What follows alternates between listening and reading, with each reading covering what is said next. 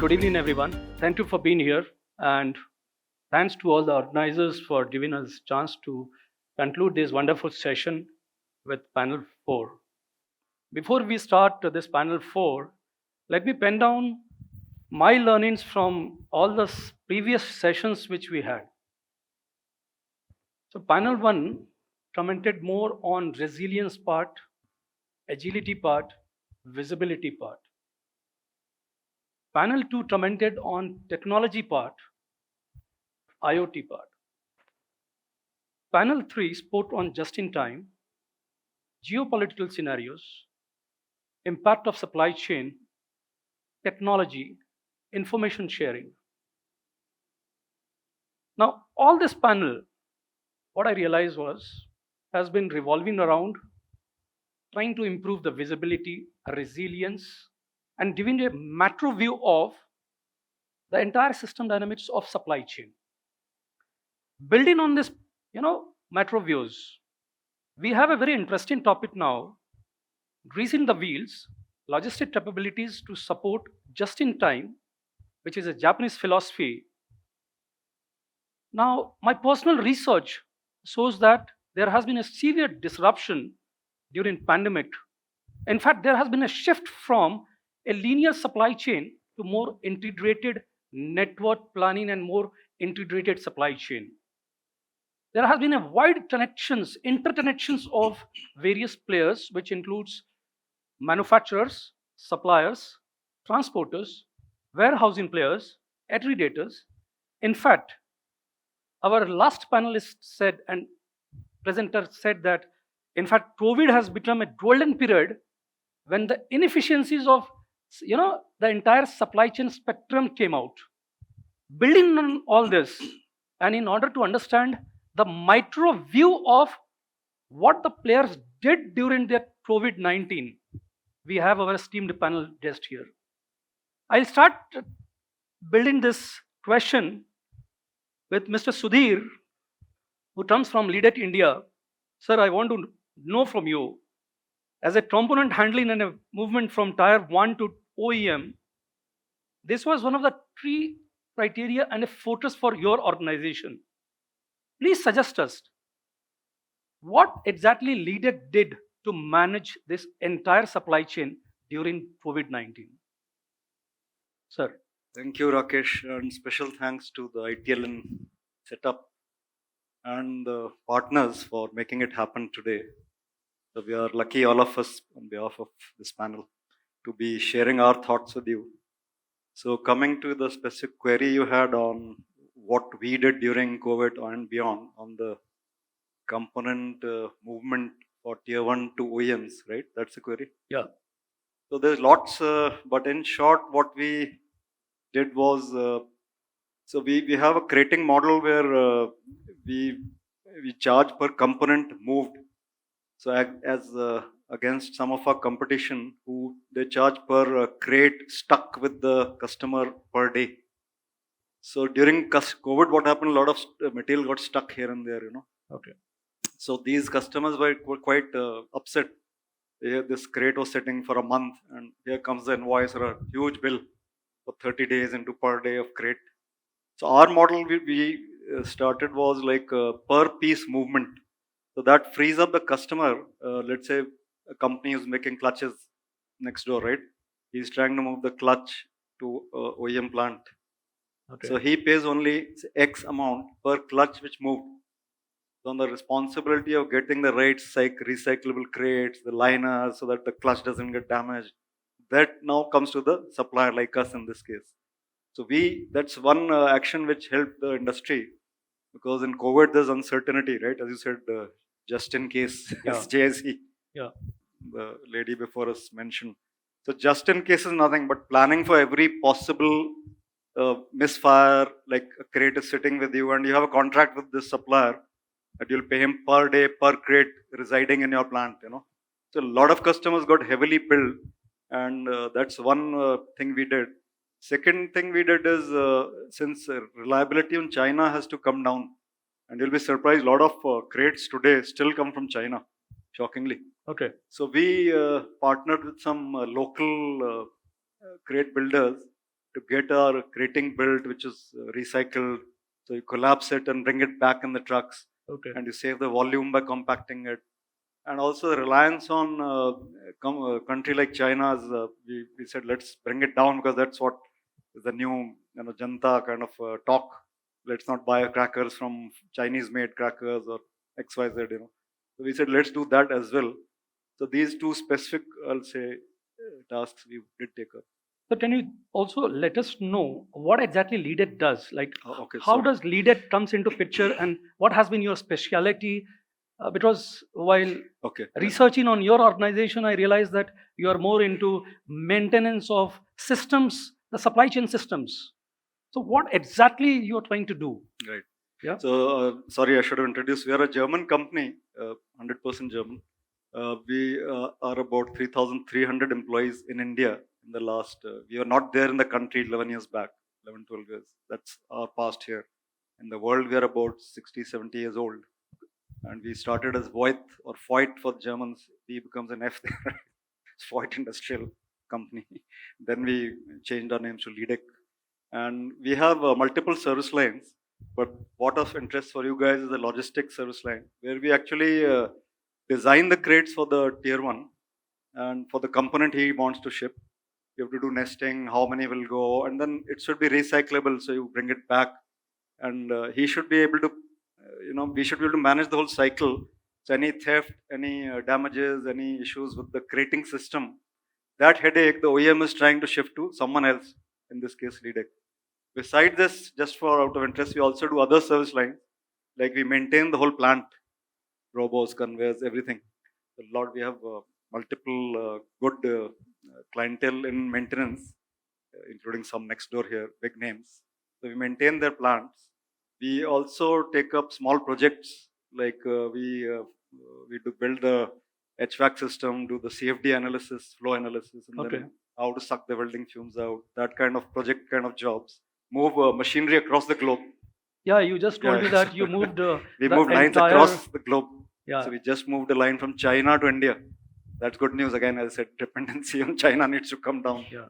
We have moved lines from US to India and the rest. We also moved lines for Indian Automotive company from Dharwad to Rudrapur for another Indian company. So you we do shifted that the as- entire company, right? No, no, The assembly line. Just one line, a body Okay, in white assembly. line. Okay. So they say this is a body in white line, this is a 39 robos, and this is the spot welding guns fixture. We'll see it in Dharwad, given 2 months, goodbye, see you. And I want the same CMM accuracy of say 96% if I'm getting in like plant 1 and plant 2 as well. So that kind of jobs we do. Yeah. All right. So taking up the clue from your side, now let's move to Mr. Surendra Gupta ji. Sir, how has the disruption caused by COVID-19 pandemic, particularly the challenges to the global supply chain, promoted a revaluation of just-in-time for your organization? What exactly you did at that time? You come from Apollo Supply Chain, right? Which is Correct. Apollo Tires Group. Yeah. So let me introduce Apollo Supply Chain. So it's a company promoted by a family of Apollo Tires. So we do warehousing, transportation, value-added services, line feeding for automotive companies as well as white goods companies like Samsung, Havels, and some FMCG companies as well. So we provide all the logistics services to automotive companies as well as other companies. So my association with Apollo is not very long. So I'll give example of Apollo plus my other company where I've worked as a supply chain head in a consumer goods company. So when we look at the COVID, it has been kind of a never before kind of disruption which industry has faced.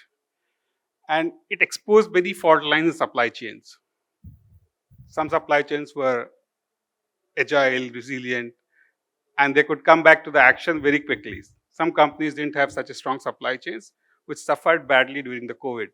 So when I look at the disruption caused by COVID, I look at two ways. So we had a look at demand side disruption and supply side disruptions. So demand side, where we had a kind of a model delivered customer, like from manufacturing to C&F to your distributor or wholesaler to retailer and then to customer. So when the COVID hit us, that model completely failed because that route was blocked completely. Customers or the retailers were not able to go to the markets where they were purchasing earlier. And most of the demand shifted from physical chains to digital chains, your online market, e-commerce and all. So we had to look at how to reach where the customers are currently when the physical supply chain is shut. Then we shifted to online stores. We started our own web store. So these kind of actions we took to manage demand side disruptions. Then we look at what are the supply side disruptions. So there are various risks. So if you look at the post-COVID era, so people are talking about geographical risk, political risk, concentration risk. That's why people are talking about now China plus one. Why are we talking about China plus one? Because too much of concentration and geographical risk is there if you depend on just one country for sourcing your majority of raw material or the input material. So we also had similar challenges where we had maybe single supplier for any material, or the single source for any material, or too much of geographical risk, or the place where there are too many disruptions happening. It could be political disruptions, it could be natural calamities, like you must have heard some areas in Japan which are prone to earthquake or tsunami, these kind of things. And if your main supplier, core supplier is located in those areas, you would like to de-risk those things. So diversify. So we looked at those things. We diversified our supply chain from sourcing perspective. Where we had single suppliers, we tried to create more suppliers to diversify. And one thing we did, that don't look at only at the cost. Even if the cost is higher and your risk is lesser, it may be a good idea to have 80-20 mix. Have some suppliers or some vendors which are closer to you, which can supply you more reliably. So when we talk about JIT, so JIT is not only just inventory management techniques, it's a kind of management philosophy. And in my view, JIT supply chains which are following JIT philosophy are much more robust, because JIT depends proximity to suppliers, your more reliable supplies, guaranteed lead times, no more variability or variations in your supply chain. So these kind of things are very important for JIT. And when any supply chain has these kind of models with long-term association or long-term contract with the vendors and with least variability in supply chain, these will be less prone to disruption, be it COVID or anything else. So that's what we looked at, complete supply chain again, and just instead of just looking at the costs alone, we looked at whole thing. What are the risks faced by supply chain? And some risk could be kind of a existential risk for the companies. So these kind of event we need to plan now in your annual budgeting, annual planning, and we have to apportion some costs to mitigate these kind of risk, because any risk mitigation strategy will have some cost. Makes sense. So we have to apportion that cost and budget that in your annual budgets. Makes sense. Now, moving on to Mr. Deepak Tiwari. You come from KSH Logistics. Right. And my research says that logistics per se is a labor intensive business. Right. And during COVID, labor was highly impacted, I can say, Yeah, there was no Now, one my to work. question to you would be, how did the labor shortage highlighted the concern about worker safety during the COVID-19 pandemic impact the availability and deployment of skilled personnels for the setups and operations of plug-and-play warehouses? You are operating in warehouses. You Right. are operating in logistics, where this player, the labor, is in the center. So how did you manage that? So thank you for asking this question, and that's very critical. And the most important, I feel, is the culture of the company. The human is most important for logistics, and I believe we, as professionals of logistics, must care for everyone. So we kept this mantra in mind, and we took care of our people. That was the first, from driver to the manpower. So we made, like, typically when this event occurred, and then we are talking about JIT and just in case, this is the right example. So we were doing just in time because we do a lot of deliveries and we manage a lot of German and other, customers whose delivery we do just in time to OEMs. And when this COVID stuck, it came just in case. And believe me, the imports, specifically material which are imported, that was the biggest problem to manage it. Okay. And as you know that we are a big group and we have also logistics in terms of import clearance business. We managed it, but in terms of human, what we did is that we divided them into two shifts. So whenever one shift worked, they worked for 1 week. If we found a COVID case, we removed them and the next shift would come in. Okay. And then they continued, and whenever there was a problem, and we made their staying arrangement, their checks, their sanitation, all arrangement done by us. And they are very loyal. And I am very proud that we have a lot of people working in our company more than 10 years plus. Though I am 3 years old in the company, almost 2.5 years. So the whole idea is that this. I would also like to bring in the concept of multi-user warehousing that everybody does, but we do it as well. But we do it very uniquely. We always help our customers whenever there is a case like just in case. So we accommodated inventories of their material. For example, one of our customer is a co-workspace, provider. Mhm. And what happened is that, when all these offices closed, what will they do? Paying the rental. So we gave them a solution of, dismantling everything, bringing it to our place and storing it till the COVID time, came back. And then when we gave that, so they were very helpful because they had no solution. So our mantra is as well that we say always, be customer is the king. And, we should always help them in just in case sort of a situation. So just one follow-up question. Yeah. I'm a researcher on truck drivers. Right. Did you do anything for the truck drivers? Yeah, definitely. So we though used to own a fleet of trucks, but we now have a dedicated fleet that runs for us. So we had arranged first. Initially, there were hiccups till that essential pass came in, and then you could procure that, and you started moving in. Few of hiccups were there, but believe me, in spite of all those roadblocks, all those border checks, these people supported us, and we really have rewarded them, and they are very loyal still. So they are one of the our, as I said, human manpower, and we took care of them for their staying, their also in terms of supporting their family.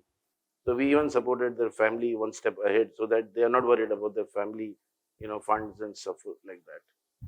Okay, moving on from truck drivers to Mr. Tonal Doshi, who comes from Mahindra and Mahindra division. Mr. Doshi, my personal experience is that in any company, especially manufacturing company, the entire supply chain starts from 24th of every month and culminates on 3rd or 4th of the next month. That means the entire inventory is built up and then it is being dispatched during the fad end of the month. So does the concept of just in time and just in case what's over there? Yeah, so good evening, all of you. And I mean, you're talking more about the distribution of Yes, vehicles. you Yeah. come from Mahindra and Mahindra, and Yeah. you are part of a larger picture where Yeah, you yeah, yeah, that's culminate and get all the logistic at one place, and then you try to distribute it to various region. Yeah, so I mean, see, these were the cases pre-COVID. Such kind of situations were arriving when there was a push kind of strategy. I mean, when the billing was pushed to the customer. But I mean, post-COVID, the scenario has entirely changed. I mean, if you must be hearing, there are waiting for more than 6 months. So I mean, there are no particular vehicles, residing to actually provide to the end customers. So I mean, this was a case. I mean, but right now, if you see, I mean, the case has completely reversed, and there has been an ongoing, within the organization, there has been an ongoing demand, from the entire stakeholders that whatever is your demand forecast. I mean, if that demand forecast comes near to accurate, I mean, we all know that that demand is is such a factor which I mean no one can predict. But I mean, whatever is the numbers, I mean, should be near to accurate. So there has been constant endeavor in the organization to the respective stakeholders. That so in this entire thing, some processes were set.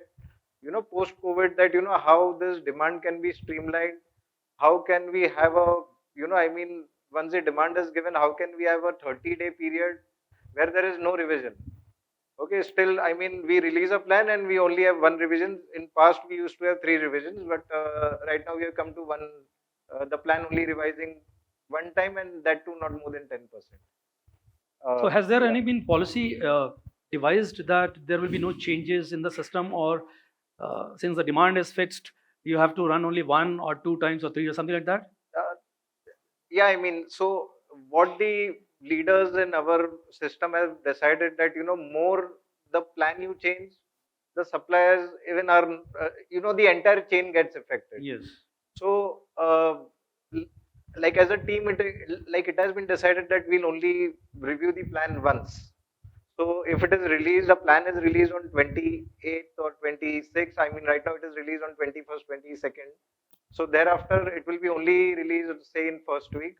That too with minor changes. So far it's going good. I mean, when the demand is high, let us see. Like how it goes and the system gets matured. Okay, Mr. Tiwari. Now there's a long chain of players which comes in between the manufacturer, the supplier, the dealer, the end customer, the warehousing team, the logistic team, and any information which changes, there's a bullwhip effect which comes into picture. So information which the manufacturer has may not be available to a supplier or the downstream players. So in this scenario, you have a player from KSH, you have a player from Apollo, and you have a player from Leadec. Now my question will start to you, Mr. Tiwari. How does this information, cascading effect impacts your business? How do you manage this type of scenarios? You're right. Because at one time, there's a information which is coming from various channels. Right. Plus there's the information coming from the manufacturer. The manufacturer is dependent on the supplier. So upstream and downstream, there's an information cascade. How do you manage this type of scenarios? Okay, so it's a nice question, and we are doing it pretty good. I'll tell you how we started. So I'm, as I told you, I'm only 3 years old in the company. So when I joined, we started with the very basic stuff, which is we implemented a TMS, a transport management solution, in our system, wherein we have integrated with our customers. That is the first thing that we did. So the question, like quite a gentleman was speaking today, and it's nothing new. Like I have been doing it for so many years. So today, when my vehicle starts, I'm able to track it. I'm being able to track it every 2 hours and geofence and give the information to the customer. Because for me, the customer may be a tier 1 or a tier 2 or a AM. So whoever is my customer, my information flow has to be very uniform, included billing, because that is most important for 3PL. At the end of the day, we should get money. So POD is online today, and we get the billing instantaneously updated in their system as well as system. The system is very important. And secondly, what we did, we also have implemented a WMS, which is not a great thing, but definitely that is also integrated to our customer. So all information is flowing to him. What is the inventory? What inventory is going where? So henceforth, what we did, that we have now combined the WMS and TMS with a normal dashboard, nothing fancy, but so normal Microsoft. It's a free tool which is available, which is called Microsoft BI, and our team has integrated that, and we are able to give him the information that he needs. Maybe not analytics high level, but definitely we are able to give the. So henceforth, the blue whip is not a control of a 3PL. So 3PL is not the end-to-end master. He can only control what is the task given to him. That definitely the information goes to him, and ultimately the customer is going to manage the bullwhip.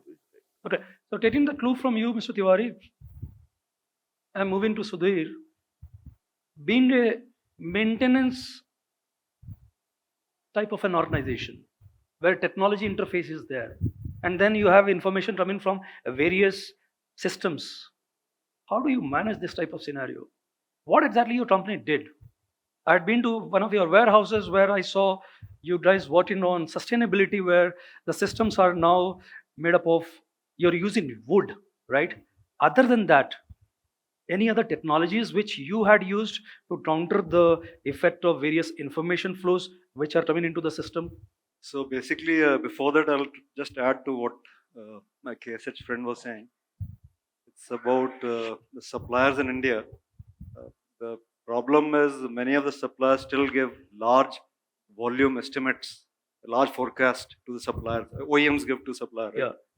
They show the world, but finally, what comes down at the end of the year, they realize you only got maybe 40% of what he shared with me upfront. So that's a problem we suppliers face. OEM shows you the world and demand is not there and you get less and you end up losing money because you're prepared for 150,000 of that car model because the OEM told you. As a supplier, you prepared. But actually, maybe 65,000 cars sold of that model. So you're making losses, overheads are there, you prepared some dies or you prepared, in our case, crates maybe for that high volume. So what we do is we put a filter in there. We check, of course, the OEM will say 150,000 I'll sell. So be ready, Mr. Supplier, Leadec.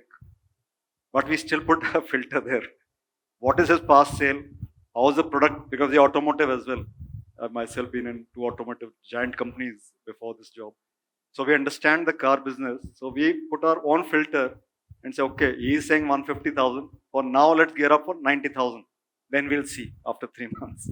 Where if you invest for 150, you are gone, sunk. So this is my blueprint of my funda for suppliers here who have to manage this scenario where OEMs will show you big carrots and they won't really happen. There are some exceptions, I must say, to this rule. Not all OEMs are like that, but in general, that's a trend. Coming to our next question, what do we do in terms of technology?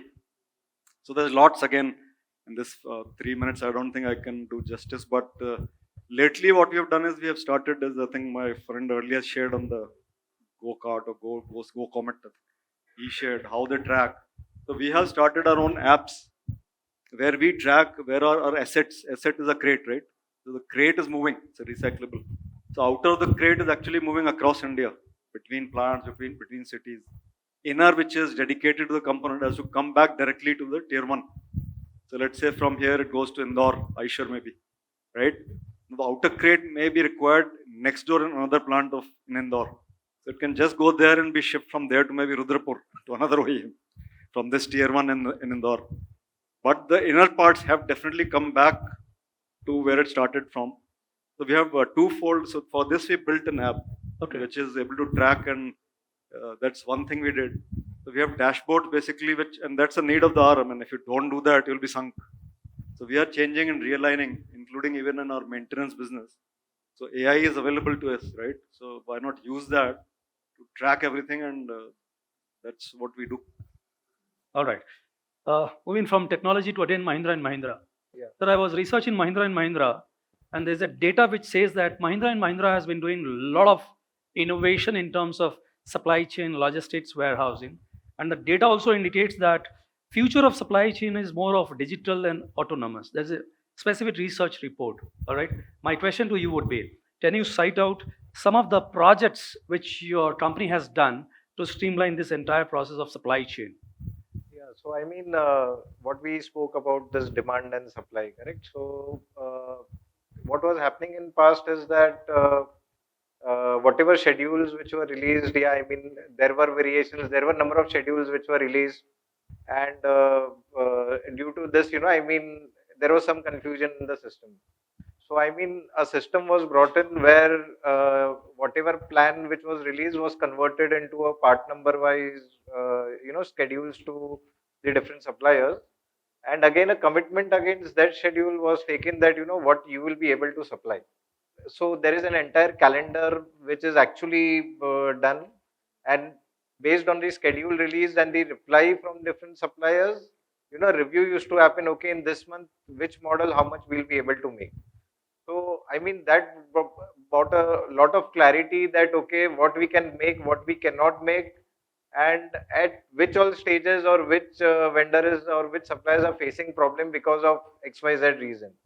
We actually realized that in this entire thing, like we run for 38,000 parts. So at the end, it actually culminated to some say 120 parts, and this 120 parts were actually through, I mean, 8 to 10 suppliers, which were actually bottlenecking.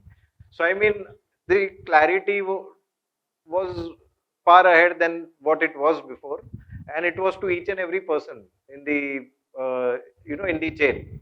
So that actually even helped our sourcing guys and the development guys to actually focus that where they have to focus and built in capacities. So that was a much impactful project where I mean it gave a tremendous data across the entire value chain.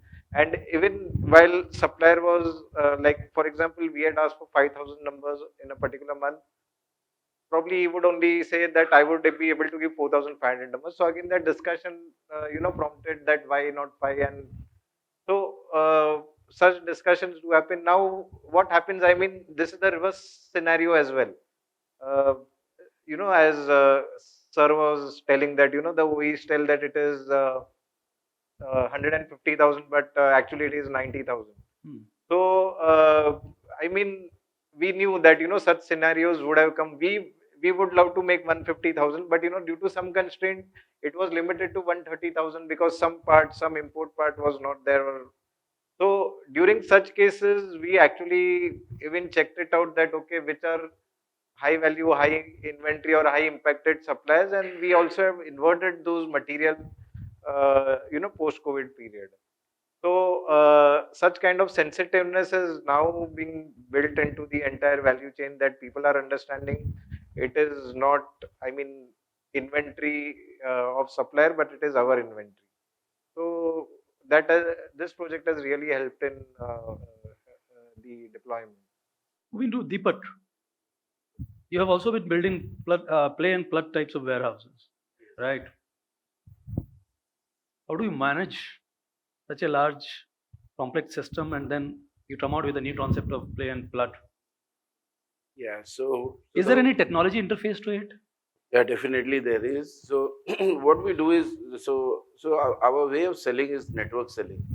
So what we started is like we have created a network in most of the major cities in India, and the whole idea is to help customer manage the inventory along with the demand. That is the whole fundamental. Okay.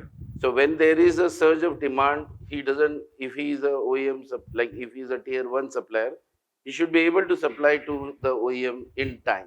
Mm. And for that, as I explained you prior, that we have put this visibility and the TMS and the inventory play, he is able to also manage his inventory rightly. He is not overstocking someplace and he is not understocking someplace. Okay. Okay, we are not doing any basic, but we are just doing a small view of a dashboard where we are telling him what his inventory is moving and which inventory he is storing excess.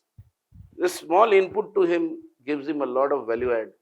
So he can either move it to some place where he wants, and then he can also use our network to spread it across. Okay. So the beauty is that is very information, is orchestration of demand, but not in a very long term like like a demand planning, etc. It's a very simple concept, and we are just going what he needs. Okay. So it's a plug and play also helps him to minimize in terms of costs. So today, if he wants to set up something, he will take a 50,000 square feet somewhere, 10 somewhere, 15 somewhere. And every time he has to sign a 1-year bond, give a deposit. We don't oblige our customer for that. We have our inventory ready, we have our equipments ready, and we just tell him whatever he pays is whatever he uses. So in that sense, he can play even with the size and he's able to optimize his cost. Mr. Gupta, what is your thoughts on this? Similar to him, what he has said, we are also maintaining various multi-user facilities. So the advantage of multi-user facilities is that you have the flexibility. You are able to provide flexibility to customers. So we go, instead of a fixed model, you rent this much warehouse and all, we go for per unit basis. So we give them some minimum guarantee that they have to do this much volume, that is minimum, and then we provide them flexibility. They can increase and reduce. And being a multi-user facility, we are able to service their demand, meet their requirement much quicker. Instead of setting up a new warehouse is a big task. Even the increasing the capacity or decreasing the capacity of warehouse is a big task. But when you have multi-user facility, a pooled facility, you have flexibility to increase or decrease the utilization based on the customers very easily and quickly. And coming to other point, what you mentioned earlier regarding the information flow from one partner of supply chain to other part of supply chain, where the bullwhip effect is created. So what we have done, we have collaborated with the OEMs, like we are doing distribution of, say, two-wheeler bikes. So we have collaborated with them and we have gone directly integrated with their system, where the dealer management system is there, where dealer directly places the order on the OEMs. So we have integrated with them. So we get to know what is the demand, when they are running the promotion, because a lot of sales are push sales or promotion driven sales, especially during time of Diwali, Dashera, or any festival. So we are aware when they are running any promotion, when they are running any discount, what we can expect the sales in the coming months. So these informations they have shared with us. We have integrated with the dealer management system, and that is helping us in providing the visibility of the end demand. So as they say in the supply chain, no one has sold until unless the end customer has bought it. Yeah. So we get to know the end demand, and based on that, we plan like from dealer to OEM, OEM to 3PL, 3PL to 2PL or the fleet owners. We plan the capacity, what is required to be placed to meet the demand of these OEMs. Okay, and the instruction comes from the OEM, right? So we trace the demand directly from the dealers itself. Okay, so How- you're doing from the reverse side. Yes. Okay. Same question to Mr. Joshi. Now, what has happened is we have been using the concepts of just in time, just in case, Kanban system, and now the systems are more or less matured. And there has been a wide impact of this philosophy also. Going beyond this, what do you think? Will there new models which are going to emerge from managing the supply chain, or the Kanban systems or JIT system will still be there, or technology will come? Already technology has already come, all right? So has this technology impacted the just-in-time concept, just-in-case concept, or the Kanban concepts? Yeah. So What is your thought on this? Because it's a very futuristic question I'm asking you. Maybe your thought, your input based on what you have experienced in your factory. So, like, even the topic was just in time or just in case. So, I mean, see, if we just go back, correct. So, there was a transition from BS4 to BS6. COVID came in, and we were actually practicing just in time for many parts. But I mean, then we started hiring big warehouses to store all the parts. Moreover, the imported parts, the storage had quite gone up.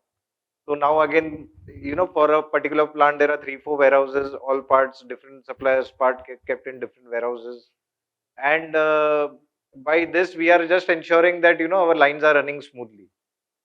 So we think that this concept of having a plant near to a warehouse to cushion the demand and supply shocks will continue. And I mean, once the warehouses are there, like it will be moreover utilized for such concepts. But I mean, it will be moreover from the warehouse to the plant, and how we can free the plant space and use it for production.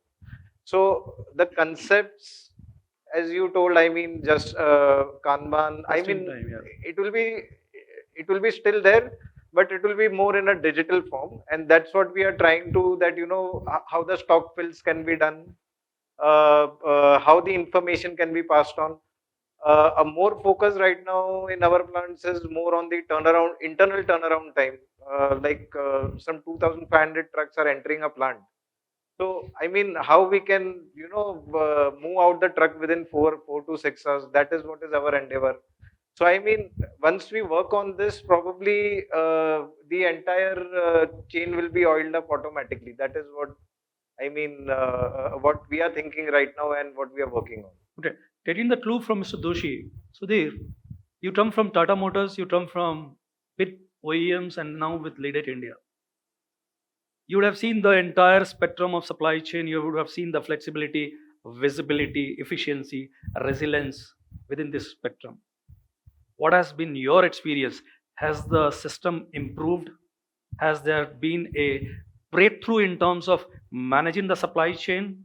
What has been your thought? Like, what is your experience? If you can share with I think we are audience. undergoing a change as we talk. We are going through a transition, right? And AI is the main game changer. I can tell you, in Europe, we were witnessing.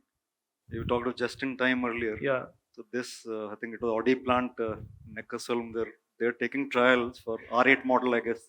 So for each steering wheel, what's happening in future, the car requirements are changing. Customers need a specific steering wheel. The lady there might want a pink steering wheel. The gentleman wants a leather one. I want a foam and a smaller one. It's a specific passenger need based thing. Okay. So their trials were with drone. So just in time, the drone is flying the steering wheel from the warehouse right till the point of torquing it into the the shaft on the assembly line. So that kind of stuff is happening as we talk. These trials. There's so many I could share with you. Augmented I reality. want you to share Yeah, because you come out with a lot of wisdom. So augmented reality that's being used. Yeah. So how it helps is, so you have a broadcast which is happening somewhere, and the operator on the line has a screen in front of him, or even he could have just the the projector. There's no screen, nothing, no hardware. So he's seeing a projection in front of him, and there's a live kind of data coming onto the operator down there on the line. And these are reality. These experiments are happening. Okay. They'll be reality tomorrow. Today we are so used to that manual torquing, manual instructions, reading the SOP charts on pasted next to the operator. That's the world today in assembly lines, right? Still, that is changing. So it'll all be augmented reality being used for the operator as well. So he'll have this thing on the head, like just I'm wearing this band. So he can see in front of him, okay, next car coming is XL4 model, and this has to have this different, that different.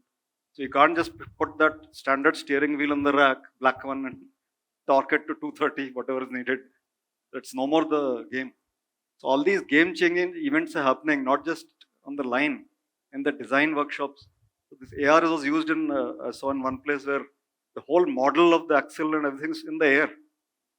It's projected in front of you. So he's turning the axle and you can see the axle turn, right? There's nothing physically. You see there's nothing, you wave your hands, there's nothing. But the whole design out there is right there in front of you, 3D, live. 3D printing is another one. So you can, like we do maintenance, we are actually toying with it. Sometimes we run the nuts, bolts, something very specific to the machine. So I have a printer next to the, let's say the plant I maintain in, and the design's available now with us, hopefully the OEM, not me, but he'll give me, right? And we just print that part instead of keeping in stock when we need. It takes barely, say, 1 hour to print a small part, right? So I just print it 3D and use it. So that change is happening as we talk. It's a game changer. The whole world will change in the next 10 years, trust me. And even to the extent of drone flying, that could be next. Once the government is able to figure out the rules for drone crossover in the sky. That's the next. We'll just be picked up like that from a terrace, maybe, and land on another terrace far away. Drone manned supply systems. So all this is going to happen. Today, it's just like science fiction. Today, right? Not so, but like I remember when I joined Tata Motors, you did mention. So I moved on Tata Motors, General Motors, and this is my third company. So when I was the very first one, way back, we had to stand in queue for a call to parents, back home to the parents or to a brother in the US. And it was be damn expensive. It'll take hours, and at the end of it, 3 minutes over, cut the line, and maybe a few dollars gone. I don't know, some of you will understand what I'm saying. Most of the youngsters will not. Because today it's right in the pocket, right? All data is with you. Google is there. There's no Google.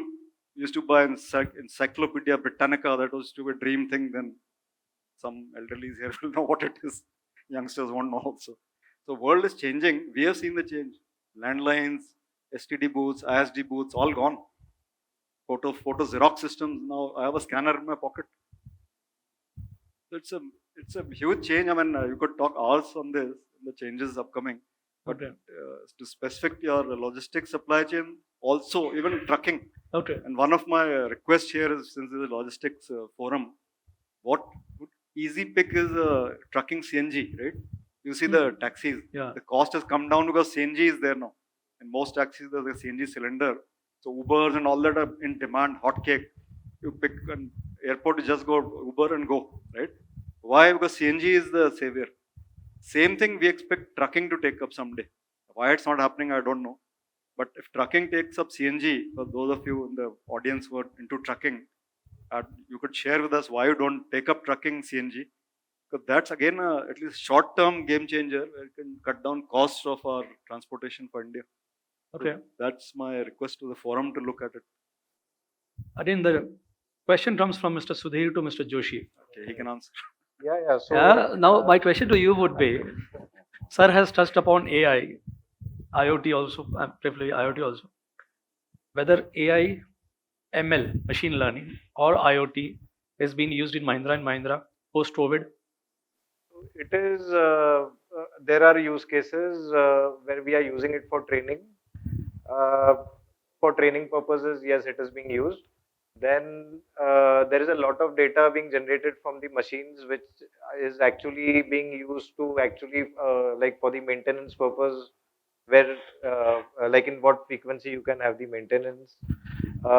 Then like on the forklifts as well, we started using so that its movement can be traced and its behavior can be actually judged. So like it has started not in a big way, but now that awareness is there that yes, we should work on it. Like there are AGVs, there are ASRSs, which are already there in the plants. Robos and all those things are, I mean, from the manufacturing point of view. But like AI, ML in the small things have been started. But I still think that it will take some time to catch up where there are use cases which can be particularly demonstrated, then yes, I mean it will take a far ahead. Okay. Moving from Mr. Doshi to Mr. Tiwari. Yes, sir. Now, Mahindra and Mahindra has done a lot of things: AI, ML, IoT. Sir also share his experience from Tata's to GM to Leadec. Now, you are at the Fed end of the spectrum. Right.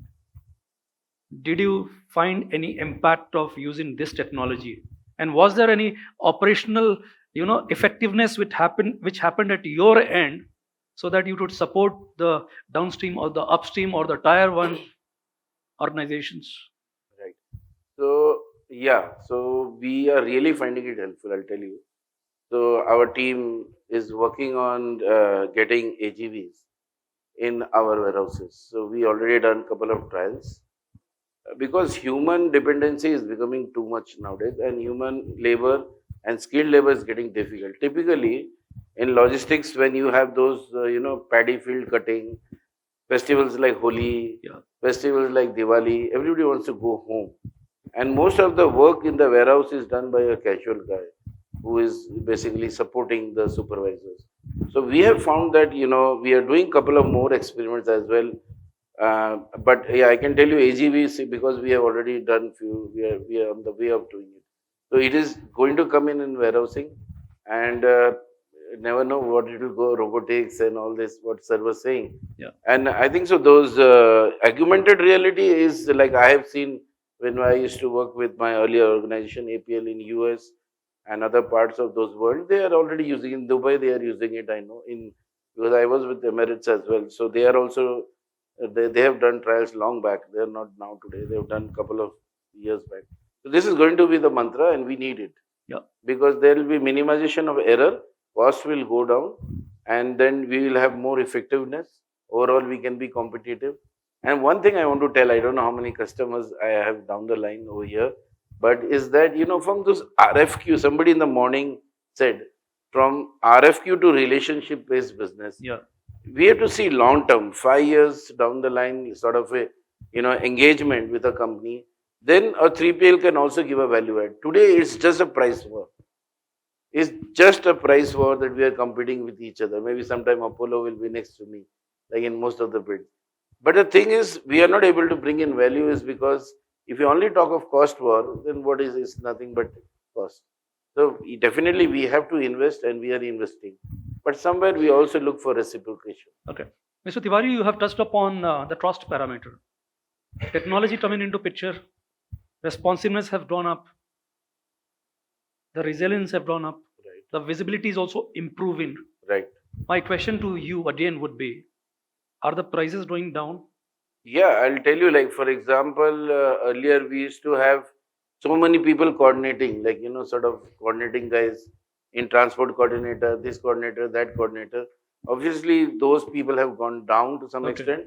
Then, secondly, area where we are seeing is billing. Since POD is online and it is automated billing, I don't know how many other companies are doing, they would be definitely doing. So, there we have billing people coming down. Certain areas we are seeing that if not full application of technology also, Okay. there is reduction in cost. Sir, what's your thought? We are also using AI/ML, but in very, very specific area. Like we have milk and distribution for many customers, where we are doing route optimization. So we plan the route based on the PIN codes of the distributors or the customers, and we feed the information in the program which we have built in. And based on the proximity and the previous experience, how much time it took last time, it says the best routes possible and what will delivery time, these kind of things. So it learns from the previous experience, how was the delivery last time and how much time it took and which was the best route, and it suggests the better route next time. So it's self-learning kind of system. And that helps us in reducing the cost of distribution, and we pass on that saving to our OEMs. So we are doing these kind of things. Plus in warehousing, we are using technology now. So till now there was a paper picking, or all the things were paper, like your pick list was printed, then it was picked and it was shipped. And even the put away list itself was printed and then put away was done. So now we are moving from the paper based to digital based. So now you have handheld scanners. So all the put away is digitized, all the picking is digitized. Now the pick list directly sent to the picker on their handheld device, and he scans and picks. So these kind of things, our technologies are bringing in a lot of efficiency, accuracy. There's no mistakes in put away, there's no mistakes in picking, and the cost is also going down, and it's more environment friendly also instead of printing so many papers. And now we are exploring some options, because we have faced some challenges where you, instead of having these scanners, you do the wrong shipments because of certain regions, wrong barcodes or wrong anything. So now we are trying to build some visual technologies where we'll have cameras also, where by estimating the kind of product or the box, it will tell you whether you're shipping a wrong product or right product. Okay. So those kind of technologies we are trying to bring in the warehouse. All right. That's a very nice and interesting insights about the supply chain and the entire spectrum of supply chain. Thank you, panelists. Ladies and gentlemen, can we have some questions from the audience for the panelists? Hello, my question is to both to Mr. Sudhir and Mr. Joshi. On one side, Mahindra represents a customer to me, and Mr. Sudhir represents a potential service provider.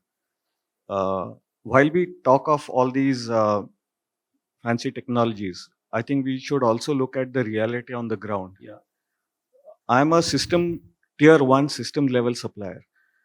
It's a fully assembled gearbox with my IP. Each unit is around 25,000-30,000 rupees per vehicle content. Okay. And in spite of Mahindra having such a visibility of 70,000 booking for Thar, the month-to-month schedule changes like crazy. And my returnable dunnage gets locked up because my customer doesn't return it back to me. How do you handle a situation? I mean, what technology are you going to apply? If I think what needs to be the elephant in the room is all these smart technologies can work when we all decide to work to contractual obligations. Yes. If that is not met, all we are talking about it fails. That's my point. And I would like the panelists to comment on this. Like on the schedule changes, I mean, this was a problem before. I mean, for mitigating it, I mean, that system was there. But again, I mean, see, if we are making, say, 10,000 vehicles with different variants, if one of the supplier in that is not able to provide, the entire change has to be done, I mean, and some other have to be, bear the brat of it. I mean, sometimes it does happen, and it does happen that for carrying the inventory, I mean, sometimes we invert it as well. So I mean, it's a process which is going on, which is getting improved, and let us see. I mean, how it goes. Yeah. What I'd like to add into this is 2 points. One is today OEM is sitting on top of us, right? Unfortunately, over the suppliers, us. You're making gearbox tier 1. I might be putting the gearbox from your place to their place as service, right? So we are. There's no penalty for wrong forecasting given by OEM to us. That's the sad input, I must say, because today the OEM covers his whatever tail out well. So if he thinks it's 100,000 models units, he will give us 150,000 so that we don't fail. Now that's why, if you recall, I did say we put a filter, and you're right. There might be an AI science or anything. Filters what I'm not talking Mahindra, it could be anyone, nothing personal. No, I'm also Yeah, not so, yeah, not citing talking- out Mahindra. any OEM, I'm saying happens with it all- is generally. It's common, we know that. Has to change again. Someday it will change.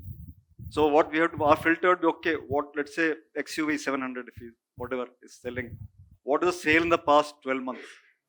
Now, suddenly it will not take off, trust me. Nothing can happen overnight. That sale will triple in a month to next month, never. If it's very rare if there's some new technology, it's possible, right? You come up with a 1/3 mileage car, it may happen. But if that's there, yes, 3x is acceptable. Otherwise, I would not accept a 3x change, which the purchasing is giving me as forecast. So what I do is I said, if it's 150,000 XUV 700 sale for the next year, I'll say, hey, what was the last month? Oh, it's say 100 cars, for example, right? So, okay, 150 is what I'll take for next month. That's it. If I fail, so be it. But I don't invest for say 400 cars next month, whereas I know 100 was past month. I'll invest for 150, 200. And I'll be watching them very closely, of course, the next 2 weeks and gear up soon. Otherwise, I have putting manpower, buying my molds, my dies, my fixtures, maybe in my case, crates I'm buying unnecessarily, and then my profit is eroded. No, the challenge I think is also I'm not citing any Right. individual companies, Yes. but at a systems level, when you become a single source, you are mandated by the APQP process to put in that investment to meet that capacity. So then you should have a minimum volume clause. I mean, that's Of what I'll course, recommend. That's 85% of the capacity. You fix, if Sir OEM, Mr. OEM, you cannot take 185% of what you want, and I'm preparing for it, then please pay me X. Let's say they give 65% they use capacity. Yeah. You No, get we up have- we for have- 100. we You have put the volume 85% clauses. Minimum volume. But the challenge is responsiveness. We know that a particular model has such a demand Right. in the market. I have 30% import content, which means I have to plan at least Right. 3 to 4 months in advance Yeah. to meet that kind of a supply chain responsibility. Correct. And when the schedules fluctuate like this, and how do companies like you who manage returnable dunnage, because my dunnage gets locked up with the OEM and he doesn't release it back to me, True. True. and then how can I how do we manage It's this a system? pain today. It is a pain today, and that's why I said someday we'll have to be transparent, both sides. Yeah. And like if you see other developed countries, they're more transparent, and they're more let's say, I don't know, truthful may be a wrong word. So more the transparent. point I'm trying to make is all this technology is good, but in India we need to address contractual responsibilities Yes. more seriously before we come to technology, Right. because all this technology will fail if we don't have contractual responsibility. That is the I point agree. I'm trying. 100% agree. Yeah, I have a question for the sir, Leadec India sir. You asked why don't truck service provider using CNG? Yeah. Because I'm selling, as I told you, because my company have fast transport carrier based Pune. I have 100 truck, my own truck, 100 truck, and I tried in 2020 in last year in 21. I did one experiment on that. I took 10 truck on CNG basis. Literally, first 2 months, I was crying. I was literally crying because the driver is leaving the vehicle, not driving. When he goes anywhere, the seat got hot. So and so many time, because when he goes out of Kolhapur, about Goa and south, there is no CNG pump. Okay. Infrastructure. Since infrastructure not there and drivers not doing, because seat is going to hot, all my driver left my job. Okay. So after that, I decided I never go for CNG. Got That's it. why we don't take CNG. We go for So diesel. CNG only. stations are not enough for the routes Yes. you Yeah, run CNG on. stations are not enough. Like even I would add. Yes. That's a big issue. That's a big issue in infrastructure in India. That's why we never go for CNG. We go for diesel. That's the bit. So We'll we had actually see. tried- We'll all chip in to take it to the ministries and push them so that they Because inventicize the CNG pumps on the main routes. Highways are being built. They have to have CNG there. And I'm also dabbling with CII here, so I'll try to put it through them also. The So the CNG pump is one thing, but infrastructure. the vehicle heating is very high in that. When Okay. it climbs So up that's a so product many issue you loads- need to solve then. Yeah, the product development has to be considered. No, no, So, yeah, even Let me put it back to you. even if you cross Kolhapur, go to like south and Goa, you will never find any CNG pump. yeah. And now when the CNG launched in India, that time price was 30 rupees, 32 rupees per kg, and diesel was 65, 70. When slowly vehicle increase in, that's why now CNG almost diesel price. Yes. Okay. So no use of it taking the go to for the CNG. Better be happy with diesel vehicle only. That's it. Thank you. Thank you so All right. much. Thank you. Thank you. I have one comment or one question. We see as an airport, we see the global shipments of car components, and when it comes to international, you see they are built to order basically. So it has a yellow mirror, and they don't produce the cars kind of sitting there. So we see batteries being shipped globally. We see carburetors, we see gearboxes, automatic transmissions, engine blocks, everything. When you mentioned, I don't know, remember exactly who mentioned, when you say routing recommendations for certain cargo, when it comes to international, the big discussion that we are hearing always is that each piece, let's say engine blocks, they have a certain value. Automatic transmissions, they are for Volkswagen in China, they're produced in Wolfsburg, trucked overnight, and then flown to China. Whether this is batteries that go to Brazil, the system orders the battery overnight as soon as the stock, no brick and mortar storage. It's trailers. So once it's down to 2 trailers, the system automatically generates an order. It's overnight trucked to Frankfurt, flown to Brazil, and then it's restocked. So when you're looking at those routing recommendations, do you look at the value of the idle capital that is sitting on certain shipments, a recommendation for an air freight versus a sea freight, and is that part of your programs? So the example I cited was mainly for the distribution in India, for the distribution across the states. So what we have for various OEMs, we have some dealers, distributors to whom we service the parts or the finished goods. So regarding your question, we do look at the value, and for export consignment, where we have some exports, we look at if you're saving, say, a couple of days and the value of consignment is so much, we consult with the OEMs because we pass on the costs. It's cost plus basis. So we consult with them. If you're saving so many days, will you be willing to bear this much of cost for expediting it? So we do on the basis of collaboration and consultation. Okay. All right. So, ladies and gentlemen, can we have a round of applause for my panel members?